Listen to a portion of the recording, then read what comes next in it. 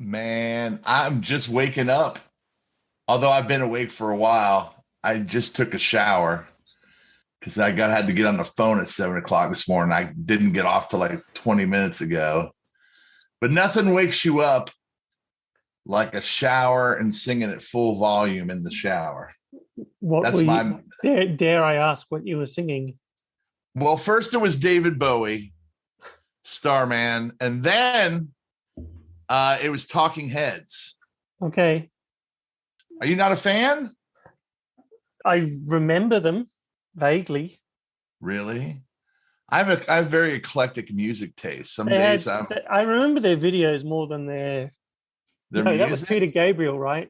Wasn't he the front man? No, that was David. No, Peter Gabriel was David in Byrne. Genesis. David Byrne, that's right. David Byrne. But didn't Talking Heads also have some pretty wacky videos? Oh, very, very.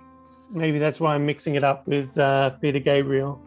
Anyway, we're going to have to move this whole section to the end of the podcast, or we're going to have to put it in the new YouTube channel, Outtakes. Right, like, yeah, choose your own adventure.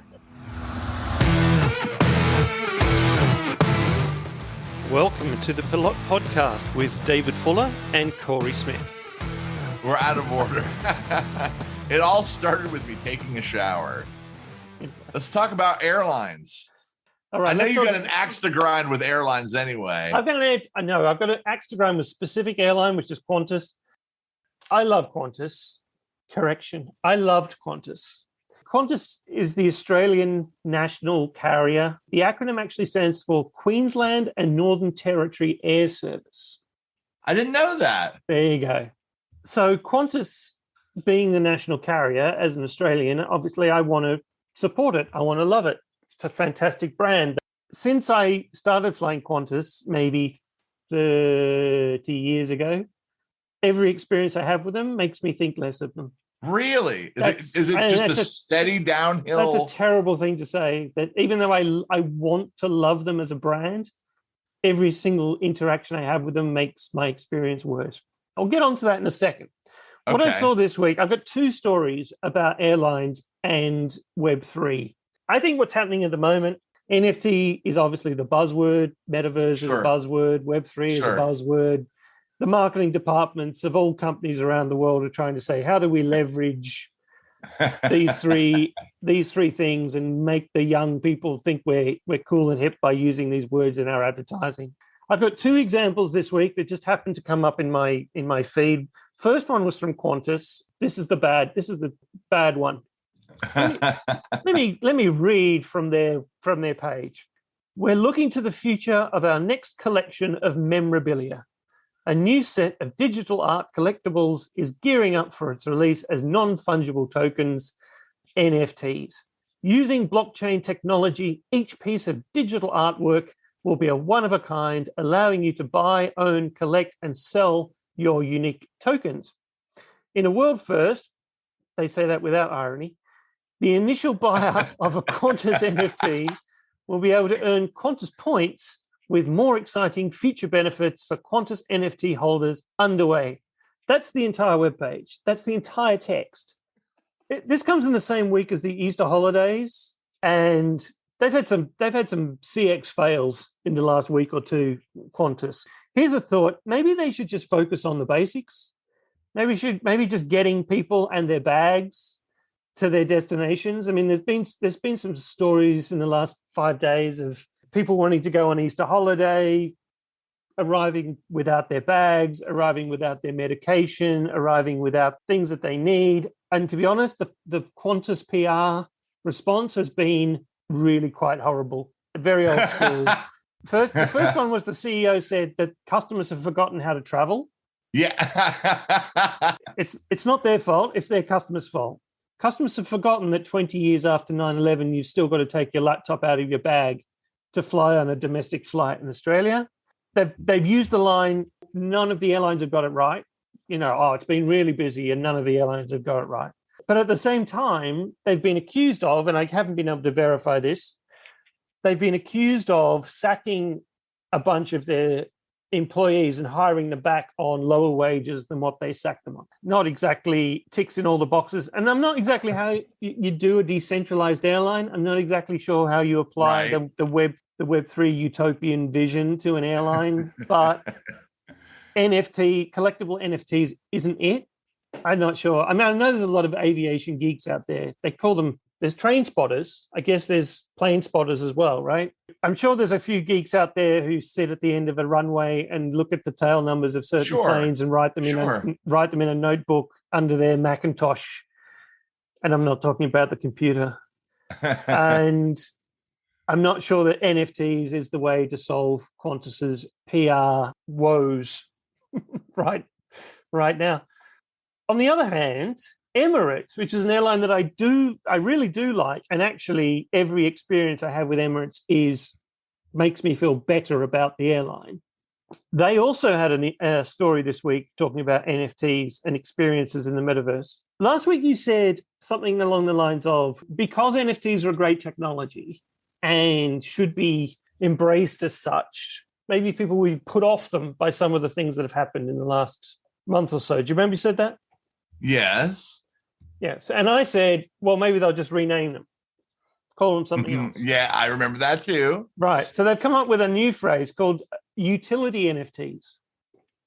Okay. So it looks like NFTs are breaking into two pieces. One is the collectible NFTs, which is the route Qantas is going down. Uh-huh. You get a picture of a 747. Woo! Emirates is going down the utility NFT route. I'm still not sure exactly what that means, but they've just had World Expo in Dubai, 12 months of festivities. They built a big pavilion. I didn't get to go, unfortunately.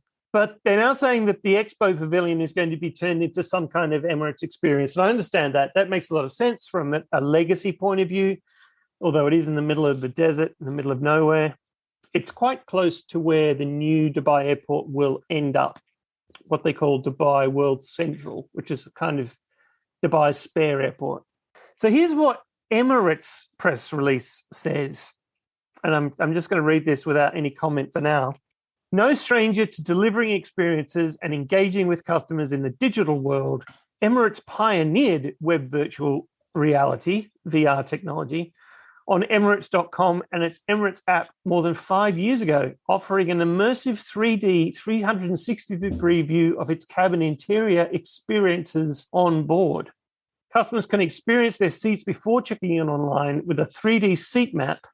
Prospective customers can book their preferred seats within the 3D environment. This award-winning technology is compatible with all devices without the need for external applications or plugins. I haven't used it, even though I've flown Emirates for the last however long. Last year, Emirates became the first airline to launch its own VR app on the Oculus Store, offering its users accurate, life-size, interactive cabin interior experiences on board the Emirates flagship A380 aircraft and Boeing 777-300ER gamechanger aircraft. For instance, users can pick up items from the onboard lounge, turn on the shower in the shower spa, or close the private suite doors behind them. They can even explore the cockpit. Okay, the last piece for an aviation geek is cool. I'm not sure about having a virtual shower in an Emirates cabin. Right. That's all cool, but it seems to me that this is the wrong way around. I can kind of understand booking your seat in a 3D environment. I really want to know what the view of the wing from this seat is, as opposed to 2 rows back. That would be interesting. That would be interesting to see whether my view of the ground was blocked by the wing or not. That would be a good thing to see in 3D, I think. Right. What I'm thinking is, why not do it the other way around? Why not turn the flight into a mixed reality experience? Right. And they've been talking about this already, right? So Emirates has already talked about not having windows, but instead of having windows, playing video that projects what you should be seeing out the window onto the window. Sure. Which is an interesting concept. I think it is an interesting concept. But why not go the whole hog and say, okay, you're stuck on a flight from Dubai to Melbourne, which is a 13-hour flight. Why not be able to walk into a metaverse, a virtual world, and interact in a 3D virtual experience that isn't I'm sitting in a seat in a tin can. Right. I think that's a brilliant idea. Why am I looking at a 10 centimeter video screen when I could be in a virtual world? I'm just wondering. Maybe it's too expensive. But why do you? So here's the question. A, why does Emirates and QANTAS give a shit about doing this stuff? Like, why is this even on the radar? And why are they spending resources, time, and dollars on it? And two, if this was an actual interest of them in the company, I think about that movie, Oh Brother, Where Art Thou? If you've ever seen that. It's a Coen Brothers movie with Pappy O'Daniel's running for office. And he's got, the little midget, and they're like, we got to get us some of that reform. Like, we got to get us some of that metaverse. That's what this is like, why is QANTAS even thinking about it? But, and not to say that they shouldn't be, but if you are going to think about it, why don't they hire somebody that thinks of these things? Of like, we're all sitting, imagine everybody at Emirates sitting around in a big boardroom at a big conference table. Let's do something. Let's do something with the metaverse. Come on, guys, come up with some good ideas. This is the best thing they could come up with. Well, I think that the first bit of that, which is about they've spent a bunch of money on a pavilion at the expo site, and they have to do something with that. And that's cool, right? Because that'll be turned into a theme park effectively, and people will be able to go in and have an Emirates experience, whether that's a flight simulator or whether that's they have a mock-up of a 777 first class, and you can sit in the seat and you can go into the cabin, you can see what it's like. And I get that, that makes a whole bunch of sense. And they've had an Emirates flight simulator in the Dubai Mall for a long time. Emirates is ahead of the curve in this space.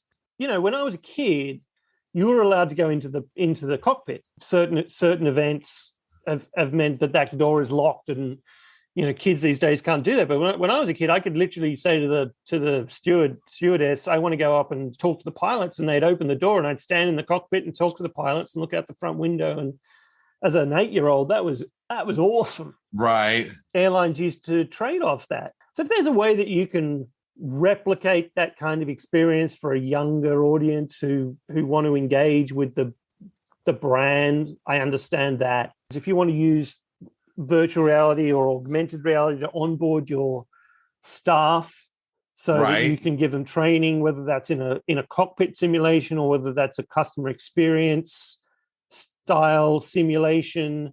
What happens if the guy in row 13's had a couple too many free beers and kicks off? How do you deal with that? You could build a simulation within augmented reality, virtual reality, in order to train your cabin crew in order to deal with a situation like that.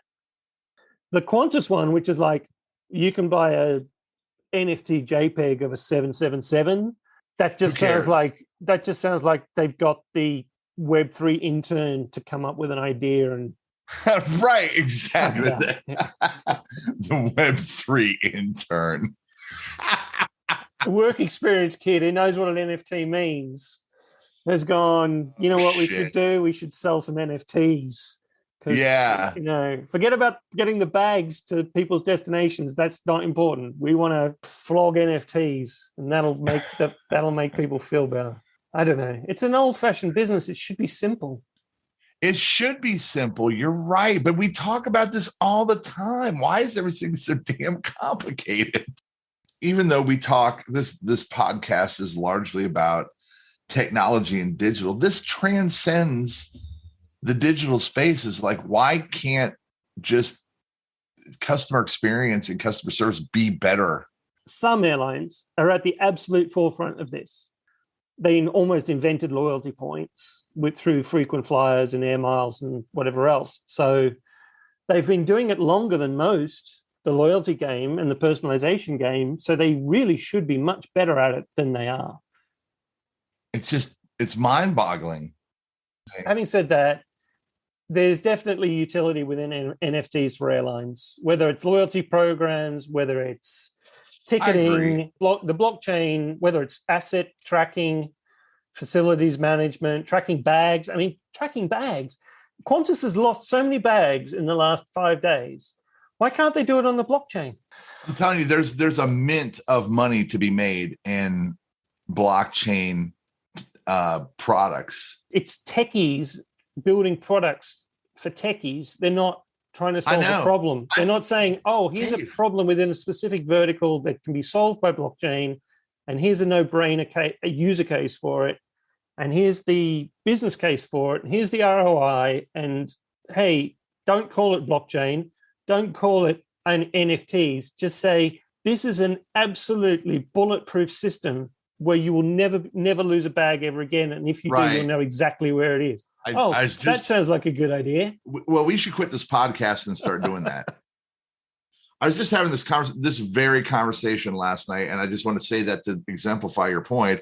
A very, very good friend of mine works at AWS, Amazon Web Services, and he was talking about how he's trying to do a deal with a company, and he's working with his engineers, his pre-sales engineers, and they were having the same problem as like the techies are over-explaining it. Right. And he's like, guys, they don't give a shit about how they make the fucking sausage. So he used the analogy. He's like, when you've been to a fine dining restaurant, haven't you? They're like, yes. And he's like, when you go in and you order the 12-ounce filet, they don't ask you to stand up from the table and take you back to the kitchen and say, here's where we cook your steak. And this is the grill. And this is how we set the grill to 243 degrees. And this is how we prepare the meat and the spices. Nobody gives a shit. You order the steak and you say, how do you want it? And you say medium rare, and they bring it out to you, and it's plated and perfectly prepared, and it's delicious. And that's all you care. They want to know that the steak is going to be delicious. Stop telling them all the things that happen. There are certain buyers who will care. Right. But know your buyer. But that goes back to know your customer, Dave. Yeah, absolutely. Absolutely. Right. When you're meeting with the CEO cares about outcomes. Yeah. Yeah. If you're meeting with the VP of engineering, is this going to make me money? Is this going to save me money? Is this going to yeah. That's right. But like that's the problem, is that when you're read the room, tell a story, and even if you are a techie, learn how to tell a story. Sell the benefit, not the feature.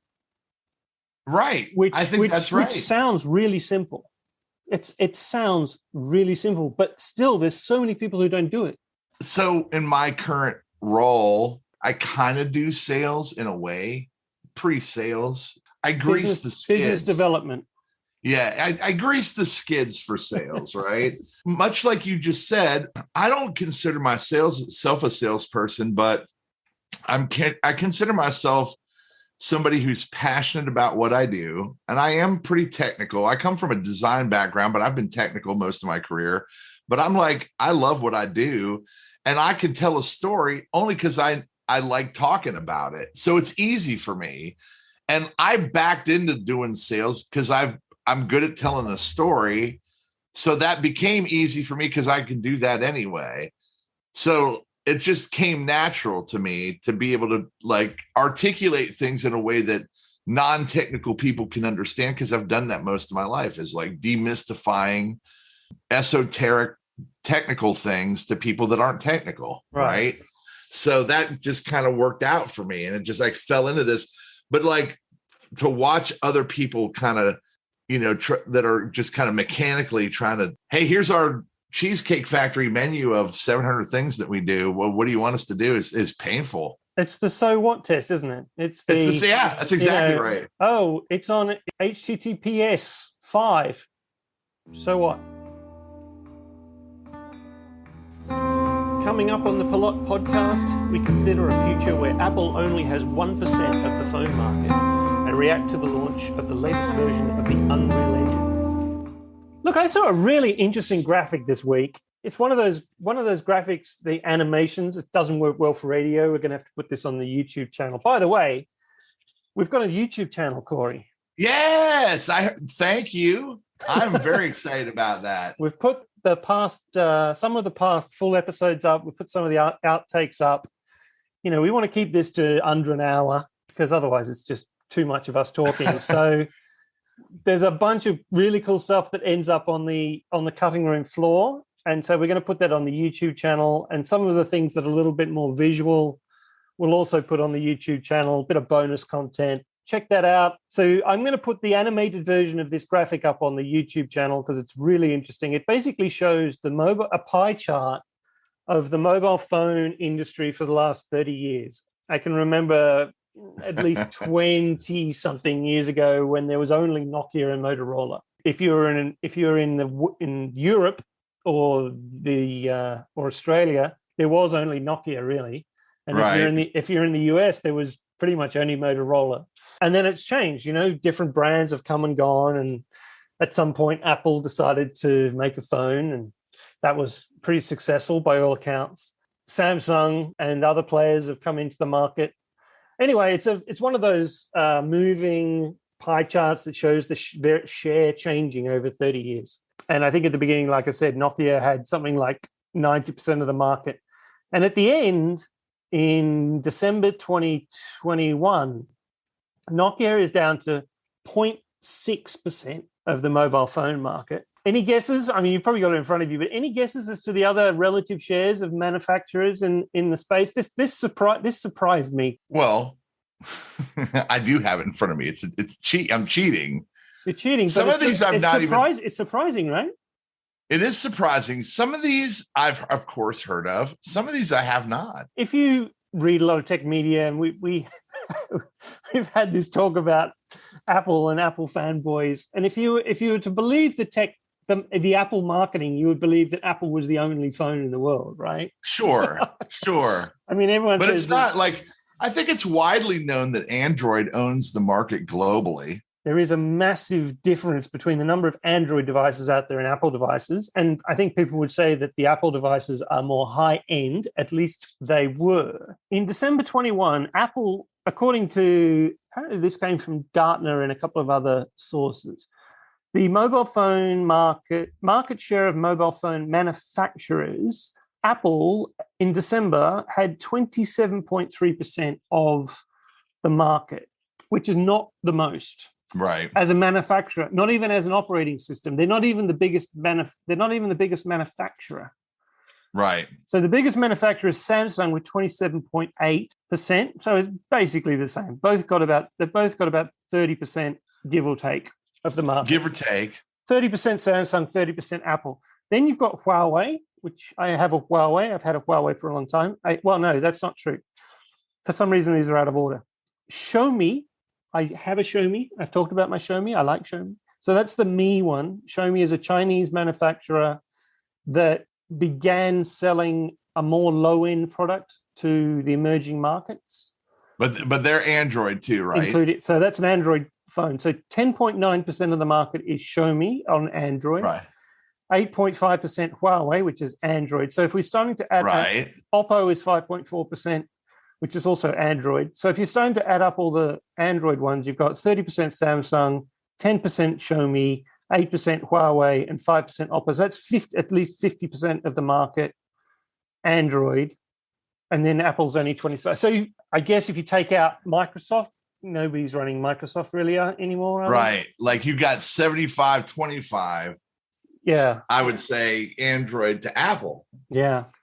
Right, because Apple only runs on, or the iOS only runs on Apple-only devices. Right. So, I mean, in a sense, and you can disagree or say, like Apple's market share is good and bad. Apple's market share is they own the phone, they own the iOS, so they do own the space, right? Whereas Android owns the space, but they are spread across different manufacturers, which I think is a better deal for them. Like this is where Microsoft overtook Apple in the PC OS market, because they just say we don't care who makes the actual hardware of the PC. We're just going to sell DOS and that's where they killed Apple back in the 80s and 90s. It's a really interesting animation. Like I said, a Nokia and Motorola, who were like the massive players back in the day. If you were betting on it and you look at the graph and you say, wow, Nokia's got 90% of the market, and suddenly 20 years later, they're less than 1%. Talk about disruption. We've talked about Kodak, we've talked about other other companies. I'm not exactly sure what Nokia did wrong. I'm sure there's hundreds of thousands of words. I can tell you generally what somewhere. they did wrong. They didn't see these other players coming. They were playing a finite game in an infinite game world. I'm 100% sure of it. I don't have to know the details because that's how this happened. I think maybe also that the cost base probably couldn't compete. I mean, Nokia was a Scandinavian company. The ones that have won have been, including Apple, have all been made in China. In China, you should have been out in front of that and seen that the market was going there and moved your manufacturing operations to. Everybody moved their manufacturing operations to China for electronics. Look what happened to BlackBerry. Well, BlackBerry just didn't react very well to the whole smartphone thing. No. And again, they had their own proprietary iOS, I believe. BlackBerry was the email phone, right? Yeah, BlackBerry was the business phone for a while. Well, I think more specifically than that, it was the email phone. Yeah. Corporates meant that BlackBerry was the best. Right. It was kind of like Microsoft for the phone. What was Microsoft and Windows NT and all that, and networking was to business. That's what BlackBerry was to business for your phone, right? I've worked many places back in those days where it was like I had to carry a second phone because they were like, oh, you have to have a BlackBerry. And then one day it was gone. The thing that I'm interested in, and let me hear what you think.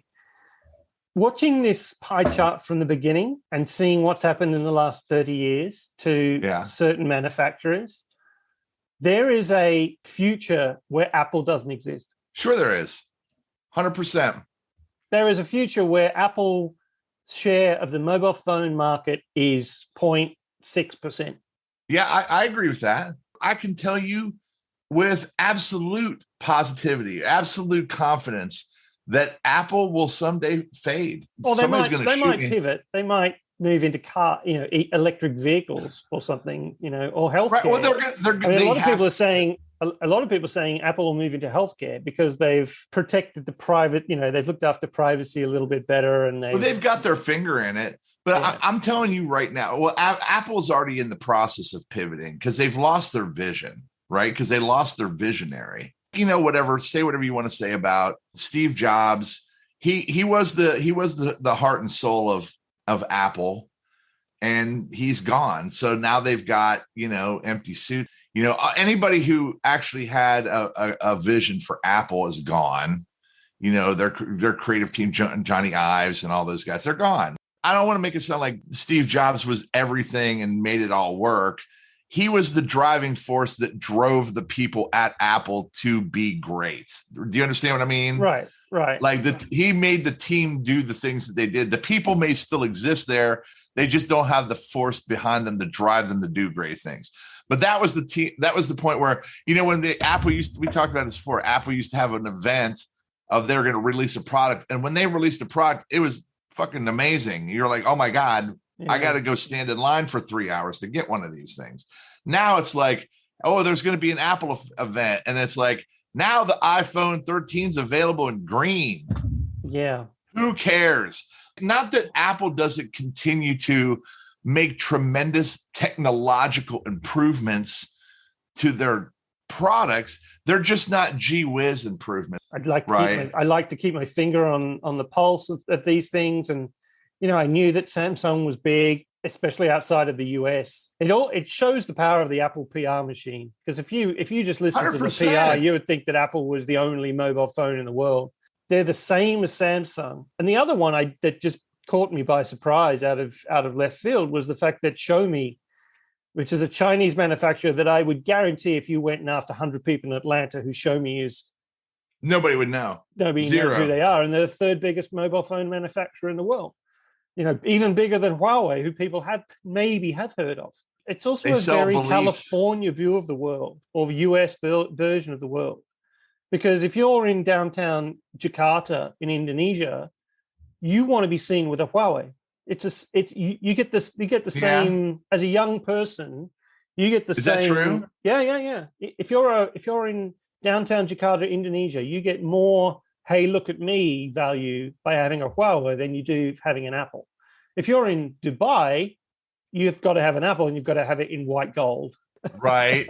I think Apple makes a fairly good product, and like I have a brand new Apple M1 laptop. I think they make a fantastic product, but right. But I don't think that they don't have any. I don't think that they walk on water. Right, and you know what I mean. The point of this animation is if you watch it from the beginning, is that one day there may not be an Apple in the. I would go so far as to say is one day there will not be an Apple. One day there will not be a Facebook and a Meta. I think that's a better bet, to be honest. Yeah. Because at least Apple's got a massive cash war chest that they can use to pivot to whatever they need to pivot to, and they've got fans. At the end of the day, Apple has a massive loyal fan base of people who will go and buy Apple products because they love Apple products and they're comfortable with them. And it's like the airlines that we were talking about before. People go and fly Emirates because they know and love Emirates. And so people will keep buying Apple for a long time, just because even if the next product that they launch is terrible, people will still buy it. They might have to launch a couple of terrible products before people start to switch. Well, I don't think Apple will ever launch terrible quality products. I think they will begin to develop and launch irrelevant products. They will no longer be ahead of the curve. I think other companies will leapfrog them. They've missed the boat on a few things. I think so too. Things is like I always used to liken Apple to Harley Davidson. I used to own a couple of Harleys, right? And Harley Davidson is like what I call a prestige brand. You buy it because people are like, "Oh, nice Harley," right? Because you don't get that if you own a Honda. I'm sure the founders of Harley are rolling in their graves listening to that. I mean, talk about a reboot of a brand. I mean, Harley used to be like the rebel brand, something, and Harley was the brand of the Hells Angels and the the rebels. Like I used, and when I first got mine, being compared to Apple I'm sure not something they want to. But it is. You know who buys Harleys? Do you realize it's one of those markets which is so tribal? It's absolutely you've got your Ducati people, and you've got your Yamaha people, BMW people, and you've got your Harley people, and they're tribes. They're very different. Someone who's an Italian Ducati fan is very different to a Harley 100% American-made Harley Davidson kind of person. So, and they're like, they all have their own little events, and what they do at their events and the culture of the events is way different. Yeah, Yeah, but I got out of it. But I love that, right? So I can't. Maybe there are mobile phone fanboys that have got tattoos of their favorite mobile phone manufacturer on them, but I don't think so.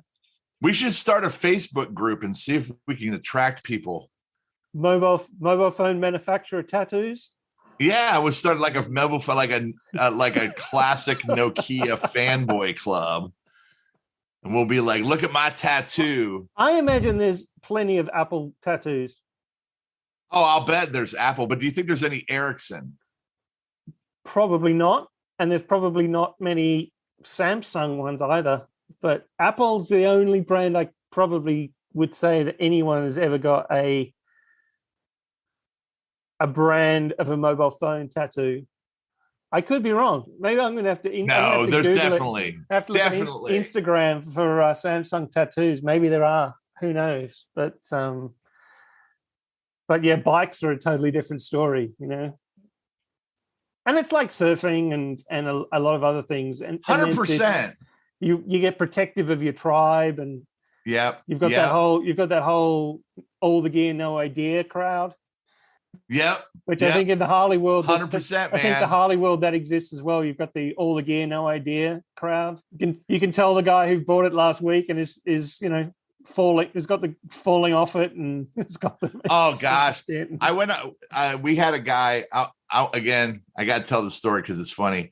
So there's myself and the guy that was kind of like my riding mentor. And he was an older dude in his 60s, but he'd been riding for years. He put like 1 million miles a year on a bike. He'd get a new one every year. And I rode with him for years, and we went everywhere. And we never took a ride on a bike that was more than or less than like 1,000 miles. Like we would take off on a day and we'd be gone, and we come back and do 600-800,000 miles. So anyway, met another guy. He was an older guy, and he had just got his bike, and he really wanted to ride with us. But man, like he was terrified of this thing. So we went for a ride. And where I live here in Atlanta, we're only like 3 hours from the Smoky Mountains. It's not far. So we went for a trip to the Smoky Mountain National Park. And like there's a lot of hills and mountains in there, which he was terrified of the hills and mountains, but there's a lot of tunnels.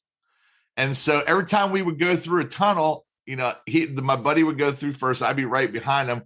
We'd get through the tunnel, and I'd look back, and the guy was gone. Like he'd get in the tunnel and he'd get scared and stop. Just in the middle, he's like get dark because in the middle of the tunnel, you couldn't see either end, and he would like get scared. He couldn't see either end of the tunnel. He'd just stop in the middle of the tunnel, and we'd have to go back and get him. Hey man, it's okay. Come on. There's the tunnel has another end to it, man. Or like we went one time to Louisiana, and there's a very long bridge on the east side of New Orleans called the Atchafalaya, and there's a real long bridge across it, and it's like, I don't know, maybe 10-mile bridge, right, or something like that, and we were going across it, and it's Louisiana. In the middle of the day, it just started pouring rain, and this dude just stopped in the middle, like it's you got your t-shirt and your jeans on, and if it starts raining, you just keep going until you find cover, like a gas station, right? You don't just stop in the middle of the road and put on a rain suit. The guy just stopped in the middle of the highway, started putting on his rain suit. We're like, look back. We're like 5-6 miles down the road. The guy's gone. And they're like, I went back. I had to go back across the bridge and turn around and come back. And he's on the side of the road trying to put on a rain suit in the rain. He's soaking wet. I'm like, what are you doing? He's like, putting a rain suit on. I'm like, you're soaking wet, dude. Just keep going. He didn't know. There you go. I won't say his name, but he's still riding today. I guess. That's good. That's good that he kept going. That's a good thing. You meet all kinds. Yeah. But yeah, I'll have to share some videos with you for the YouTube channel. Markets and tribes. We need to talk about that at some point. Yeah. Well, you're going to do that, right? You're going to put together a series of special pods on the marketing funnel. So maybe tribes is something we can cover during. Yeah, definitely. I would be happy to do that. And like I said, I'm happy to work with you to do some special content for our fans on the YouTube channel. I've got lots of video. Video is my hobby, if you didn't know. Well, I was thinking, we need, because we've been talking about gaming, we've been talking about music, and some of that's cool. I'm sure that some people will be interested in that, but it's about understanding our audience. So we don't necessarily want to stick it all in the podcast. We can give them, the off ramps to some of the more esoteric topics. Of course, as you announced last week, the podcast is going to Saudi. Aren't you going to Dubai? I'm not going to get to Saudi this time, but I am going to get to Dubai. And there are two or three big events in Dubai that week. So that'll be interesting to get a different perspective on the world. I always like looking at the world from somewhere like the Middle East, because it is a very different perspective than, say, downtown Atlanta or San Francisco. So I know we have one very loyal listener in Saudi Arabia, though. So shout out to Andrew. Hey, Andrew. Coming up, we return to Cory's eclectic music tastes and ponder the lack of activist musicians. If you want to get the latest episodes first, subscribe via your favorite podcast app. We also post outtakes on our YouTube channel. See the links in the show notes. Now back to the show. I've been geeking out on the release of the new Unreal Engine. I think it's I saw a story about that this week too, and saved it. I haven't read it yet. Unreal 5. It is. Yeah. Oh, I'm not a video game maker. Like I said, I dabble in some video creation, have done for a while, but it's got two main features from what I've seen. One is a new system for lighting and you don't need to be a genius, but it does some really nice, natural looking lighting where the lighting bounces off the walls and knows all these other things. And the other thing it does is a new kind of rendering, talking about geeking out, but it basically works out how many facets a certain 3D object has, and depending on how far away you are and how fast you're moving towards it, it's pretty cool. I'm going to have to get someone who actually knows what they're talking about. Isn't the new Rockstar their most popular game, and I can't think of the name of it now? Well, no, the latest Matrix film was made using this engine.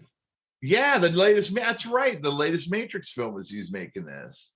Yeah, I heard it's so amazing. all the characters and all the scenes in the Matrix film are built on this engine. It's pretty impressive stuff. So I can see why they got a $2 billion investment, or someone gave them a whole bunch of money. It's a metaverse killer.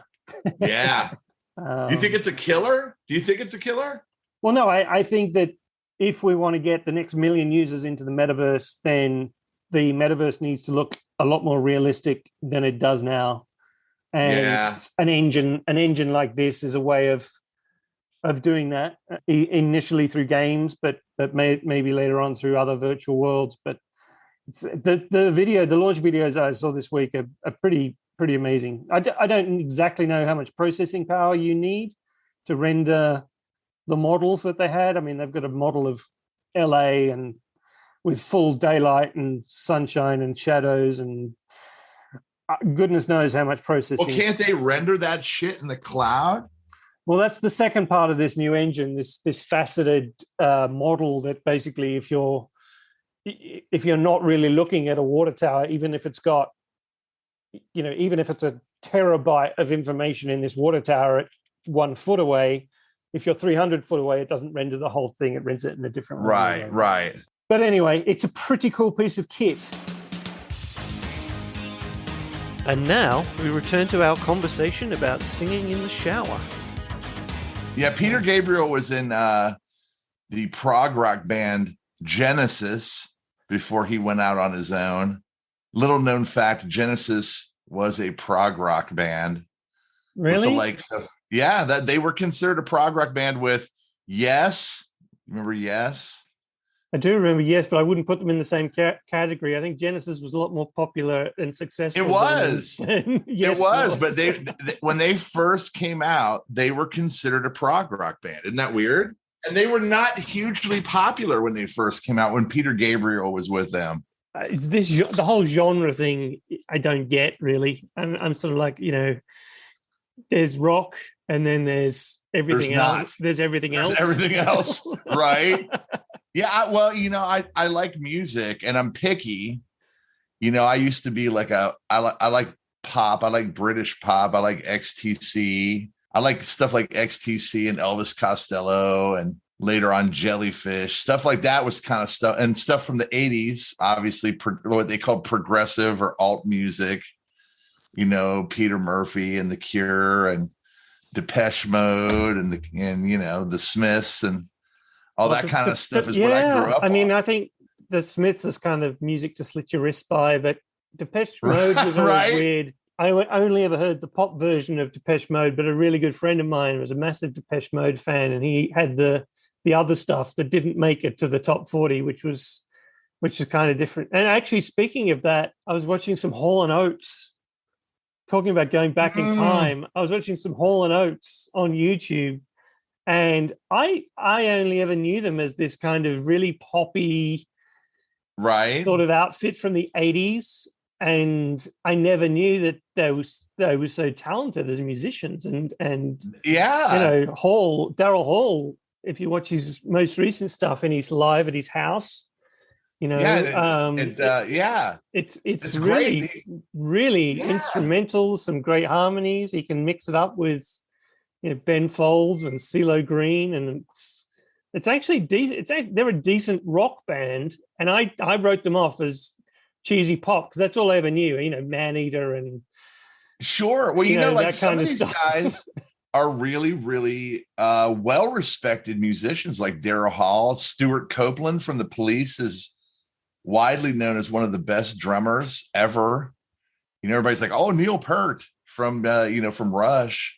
Well, the Police were always a little bit different, but I guess it's just the difference between what I knew of Hall & Oates, because I came to them late as a young guy listening to Casey Kasem's Top 40, and he plays Maneater or Private Eyes, and I'm thinking these guys are just a silly pop duo. Well, a lot of musicians. I don't mind silly pop. Don't get me wrong. I like silly pop, but like a lot of musicians from the 80s in particular are not perceived initially as great musicians, like Prince, who we now hold as he was amazing. I think most people knew Prince was a decent musician, right? But now they're like, oh, he's a deity, he's a music deity, right? And everyone knew and everyone knew that Michael Jackson was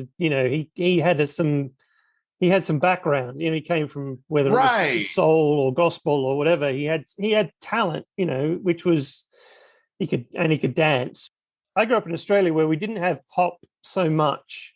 We had rock, in a kind of an American sense, that the bands that made it in Australia did their time on stages in pubs. You had to go stick all your stuff in a bus or a camper van and drive around to pub to pub to pub, and you had to build an audience the hard way. And if you could do it live and you got spotted, then maybe you'd make it as a band. There wasn't this sort of pre-manufactured stuff that is more recent. Sure. But I think that by comparison, any music, and again, I don't want to sound like an old guy, from our generation where bands had to do that. Like here in America, it was similar, probably not as hard as it was in Australia, but you had to be harder in the US. You had to do the college tour. There's a lot more competition. Right. Well, but even before that, just you had to have a band, write music, and then play live and grow an audience and be discovered, right? In a sense, to get on the radio, right? And then get played and then get popular and then sell records and then tour and then make money. Here's a pop quiz for you. Here's a pop quiz, which I'm sure you'll know the answer to. Highest selling album of all time. Well, I was going to say Thriller, but probably not. Earlier than Thriller. And it's not a Beatles album. Oh, geez. But earlier than Beatles or later than Beatles? Later than Beatles. It's an American band. Really? I have no clue. You have to tell me. The Eagles, Hotel California. Oh, shit. You know what I was going to say? The Eagles. Really? I'm not surprised, though. I saw them on tour right before Glenn Fry died. Oh, man. I would love to have seen those guys on tour. Yeah, tickets were... I won't be gauche and say how much they were. They were expensive. I took my wife. I have a strange music taste as well. And actually, when I was young and supposed to be watching U2, I was actually watching James Taylor live. There's nothing wrong with James Taylor. Love a bit of James Taylor. Everybody loves James Taylor. I was going to say, comparatively though, now everybody seems like a great musician because they don't kind of exist anymore. Now it's all, and they're all auto-tuned. I've been watching some interesting stuff about how they get auto-tuned, which is kind of interesting. But they're even going back and auto-tuning old artists, which I find very, very strange, very weird. But now all you have to do is show up for America's Got Talent and be a good karaoke singer, and you'll get a record contract. I was going to bring this up later at some point, but I was watching a documentary. I know you love your docos. I was watching a documentary about the Beatles, and what I was most interested about was their counterculture, their contribution to counterculture. Yes. So even the most popular band in the world at the time was a force within the counterculture, and there have been bands since, bands in the UK like U2 or bands in Australia like Midnight Oil. I guess Green Day had a pretty sort of political agenda, but these days you don't find many artists willing to go out and take a political stand. Is it just because they want to sell more REM? records? Sure. A, I don't think there's a lot of artists. B, I think they're discouraged from doing so by the record label because they're controversial. And then, so that's the thing. Is it the fact that they just want to make so much money that they don't want to rock the boat? Of course, they've done polls, they've done research. You would think with the political climate we've had in the last 6 years and current political climate, you'd think there'd be bands out there that were more agitated and more courageous, pushing the agenda because they're standing up to politicians, and bands used to sing about things they cared about. They don't seem to sing about things they care about anymore. They don't. They do, but I think what the culture cares about is different. But also think about in the 60s when we had all the similar political unrest, and that was a force that moved the culture to change. I mean, I guess that it doesn't exist now. Well, but even rock and roll was seen as disruptive, right? I mean, Elvis but that's the Elvis question, and the Beatles they weren't singing necessarily protest songs, but they were disrupting the status quo. Then you've got people like Bob Marley who were singing protest songs. And throughout the ages, you've got people making political comment and standing up for what they believe in. But I just can't. Maybe I'm listening to the wrong acts, but I can't see it in the current time.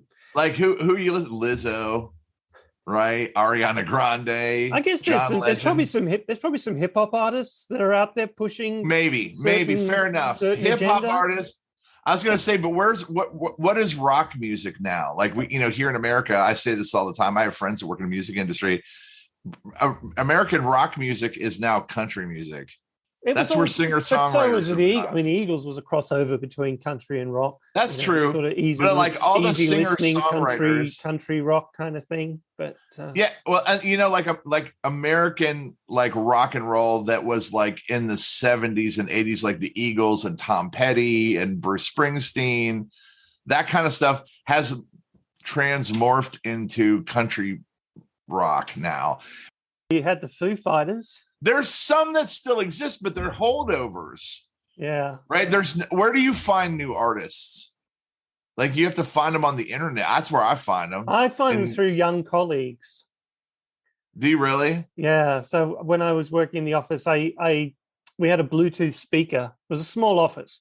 Had a Bluetooth speaker, and each day a different person in the office could control the Bluetooth speaker. The music. And they got to play their playlist on it. And so I learned new artists through. Man, I should try that. I just speaker. I used to do it through radio. I haven't listened to the radio in a very long time. Me either. But when I commuted by driving, I used to just listen to. There's a radio station in Australia called Triple J, which is a great station. And you can probably get it online, listen to it online. I used to discover stuff through radio, which I guess is a downside of the whole recommendation engine / modern day thing, but curated content. Well, it's been another fun week. I've gotten so excited I think I need to take another shower. Well, it's a certain day today. I mean, we're recording this on the 20th of April, so it is 420. I saw that today. Well, maybe I should do something else then. Maybe a shower will take on a different character anyway. And I mean, Musk has been using it. Everyone's been relating to it. Apparently 420 has some meaning for certain people around the world. I believe it does. We live in a new world, in a new era, Dave. So we're recording this on 420, but it'll go out on Sunday like it does every Sunday. As I said, the YouTube channel is now up. So if you like listening to your podcast on YouTube, as I know some people do, then you can check that out. It's not also got some of our full episodes. We're uploading those over the next couple of days. It's also got some outtakes. It's got some riffing on various subjects that, as I said, were left on the cutting room floor. So if you want to check those out on the YouTube channel. Otherwise, this episode will be up on Sunday on your favorite podcast episode, and I will speak to you next week. Yes, sir. Thank you again.